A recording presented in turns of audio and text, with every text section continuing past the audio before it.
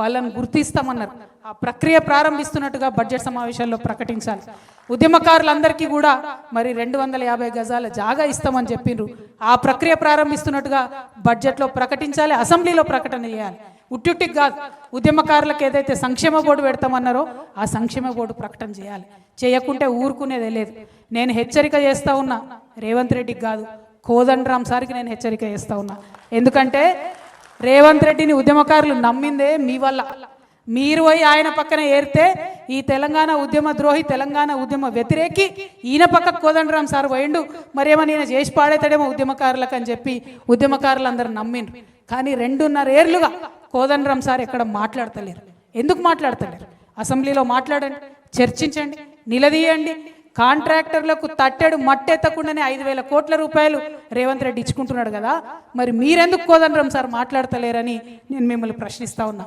నేను అడుగుతా ఉన్న ఆకునూరి మురళి గారిని, మీరు ఒక ఐఏఎస్, మీరు ఒక మేధావి, ఏమన్నారు మీరు? విద్యలో మార్పు తేవాలి, కేసీఆర్ చేస్తలేడు, నేను దగ్గరుండి చేపిస్తానన్నారు. అందుకనే కదా నమ్మింది ఉద్యమకారులు మిమ్మల్ని. ఆకునూరి మురళి గారు, కోదండరామ్ సార్ మీరు పోయి రేవంత్ రెడ్డి పక్కన చేరితేనే కదా ఉద్యమకారులు నమ్మింది. మరి ఎందుకు ఇవాళ మీరు సైలెంట్ ఉంటున్నారు? ఏమిచ్చింది మీ విద్యా కమిషన్? ఇచ్చిన రిపోర్ట్ ఒకటన్నా ఫాలో అయిందా కాంగ్రెస్ ప్రభుత్వం? ఏమన్నా మేలు జరిగిందా? ఏం జరుగుతుంది ఇవాళ? గురుకులాలలో పిల్లలు చచ్చిపోతూ ఉంటే ఏం చేస్తుంది మీ విద్యా కమిషన్? ఎందుకని ఆకునూరు మురళి గారు మాట్లాడతలేరు? ఈ ప్రశ్న ఇవాళ ఖచ్చితంగా ఉద్యమకారులు అడుగుతారు. వారి పక్షాన తెలంగాణ జాగృతి ఇవాళ మిమ్మల్ని ప్రశ్నిస్తుంది. ఇవి రెండే కాదు, మరి అనేకమైనటువంటి అంశాలు ఉన్నాయి. ఎందుకంటే తెలంగాణ ఉద్యమకారులు మనం ఎప్పుడైనా మన కోసం మనం అడిగే అంశాలు అడుగుతాం, కానీ మనతో పాటు తెలంగాణకు కావాల్సిన అంశాలను ఇంకా ఎక్కువ ప్రాధాన్యత అడుగుతాం. కాబట్టి తెలంగాణ కోసం ఏదైతే హామీలు ఇచ్చిందో కాంగ్రెస్ ప్రభుత్వం, వాటన్నిటి సాధన కోసం కూడా వెంటబడతాం. ఊరికే వదిలిపెట్టేదైతే లేదని కూడా ఈ విషయాన్ని తెలియజేస్తూ ఉన్నాం. ఇంకొక మాట, ఇవాళ తెలంగాణ ఉద్యమకారులు అందరూ ఉన్నారు కాబట్టి మీరందరూ ఆమోదిస్తే నేను ప్రపోజ్ చేయాలనుకుంటున్నాను.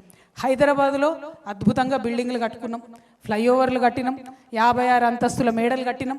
కానీ ఆ 56 అంతస్తుల మేడలో కనీసం 50 మంది కన్నా మన పిల్లలకు ఉద్యోగాలు వచ్చినాయా? వచ్చే ప్రైవేట్ కంపెనీలలో ఎక్కడన్నా తెలంగాణోడు కనబడుతున్నాడా? ఎక్కడనో నార్త్ ఇండియా నుంచో ఎక్కడి నుండో వచ్చి 1,50,000 ఉద్యోగాలు, 2 లక్షల ఉద్యోగాలు వాళ్ళే చేసుకుంటున్నారు. కానీ చదువుకున్న మన పిల్లలకు ఎక్కడన్నా అవకాశం ఉందా? నాకు తెలిసి ఉద్యమకారుల పిల్లలకు ఎవరికి కూడా పెద్ద పెద్ద కంపెనీలు హైదరాబాద్లో ఉద్యోగాలు వచ్చినట్టయితే నాకు తెలియదు. నేను ఇవాళ అడుగుతా ఉన్నా, ఆలోచన చేద్దాం. ఉద్యమకారులందరం కూడా ఉమ్మడి కార్యాచరణ కోసం అడుగుతా ఉన్నా. వేరే రాష్ట్రాలలో బెదిరించినట్టు కాదు, కాకపోతే కనీసం ఒక 20% మన తెలంగాణ వాళ్లకు రిజర్వేషన్ పెట్టాలి ప్రైవేట్ ఉద్యోగాలని నేను అడుగుదాం అనుకుంటున్నా.